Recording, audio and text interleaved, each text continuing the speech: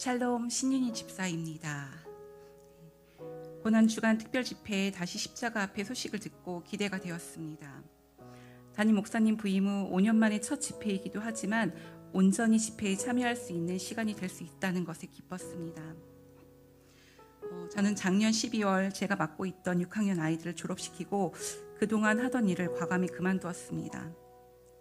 가정의 경제를 생각한다면 하루라도 빨리 일을 구해야 하는 상황이지만 급하게 찾지 않고 하나님의 인도하심을 기다리고 있습니다. 그러던 중 교회에서 특별 집회를 한다는 소식을 접했고 이번에는 모두 현장 집회에 참석할 수 있고 하나님이 어떤 은혜를 주실지 설레고 기대가 되었습니다. 첫째 날 십자가와 구원, 너의 구원을 기억하라는 메시지의 첫 주제에 저는 제가 얼마나 제멋대로 살았는지 회개하게 되었습니다. 나는 구원받은 자답게 살고 있는가? 하나님이 구원시켜주셨을 때 나에게 명하신 대로 살고 있는가? 예수님의 십자가와 부활을 믿어 구원에 대한 확신이 있고 천국 갈 소망이 있다 해도 나를 구원하신 하나님의 뜻대로 그분을 기쁘시게 하면서 살고 있는가에 대해 물어본다면 너무나도 부끄러웠습니다.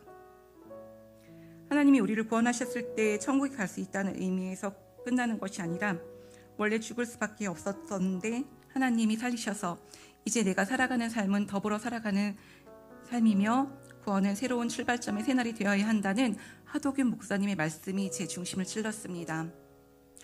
구원을 받았지만 여전히 옛 모습대로 살면서 하루하루 바쁘게 살아왔던 삶, 주님을 기쁘시게 하기 위한 삶이 아니라 가족과 나 자신의 만족을 위한 삶이었고 어쩔 수 없는 상황이라고 주님께 핑계댔던 제 모습이 너무 부끄러웠습니다. 하지만 이런 제 모습도 주님은 여전히 사랑하시고 예수님의 보혈로 날마다 덮어주셔서 승리를 약속해 주심에 또한 감사했습니다. 둘째 날 십자가와 사랑, 지금도 사랑하고 있음을 기억하라 메시지를 통해 우리가 하나님의 유전자, 하나님의 사랑의 DNA를 가진 자임을 다시 느낄 수 있었습니다.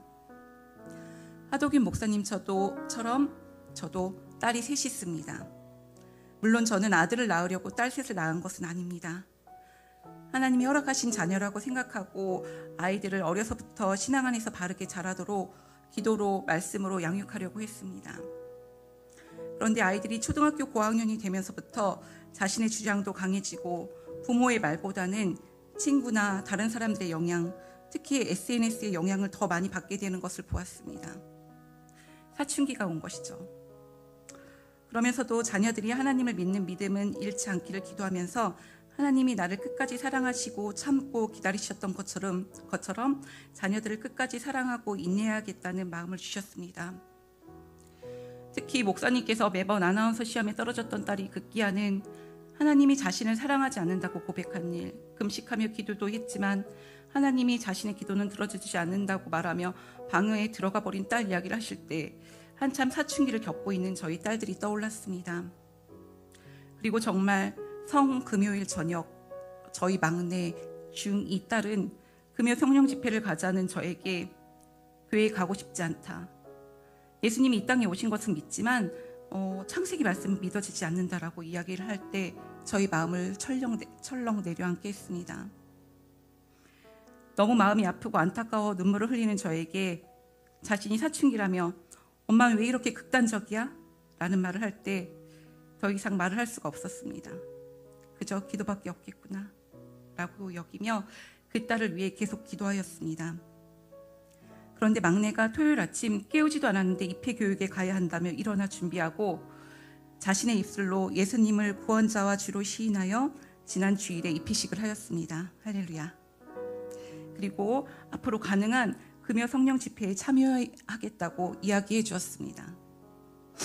하도균 목사님이 딸을 위해 매일 딸의 머리에 손을 얹고 기도하셨던 것처럼 저도 딸들을 위해 더 기도하며 아이들의 삶 속에서 하나님의 사랑을 깨닫고 맛보아할 수 있도록 더욱 기도해야겠다는 마음이 들었습니다.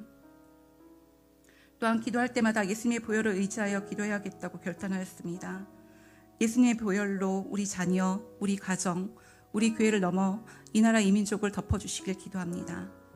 이미 십자가에서 승리하신 주님의 보혈로 더 이상 죄에 끌려다니는 것이 아니라 날마다 승리를 선포하며 살아가길 소망합니다. 그리고 셋째 날 십자가와 용서. 무한히 용서받은 자임을 기억하라는 메시지를 통해 매일 예수님의 십자가의 사랑을 기억하고 그 앞에 나가야 함을 알게 하셨습니다. 제가 죄인임을 깨닫게 하신 것이 하나님의 은혜요 사랑임을 알게 하셨습니다. 하나님이 죄를 드러나게 하시고 그 드러난 죄를 용서받아야 하나님과 교제하게 된다는 말씀은 금요 성령 집회 메시지와도 이어지면서 제게 드러나지 않은 죄, 용서받지 못한 죄가 있지 않은지 돌아보게 되었습니다.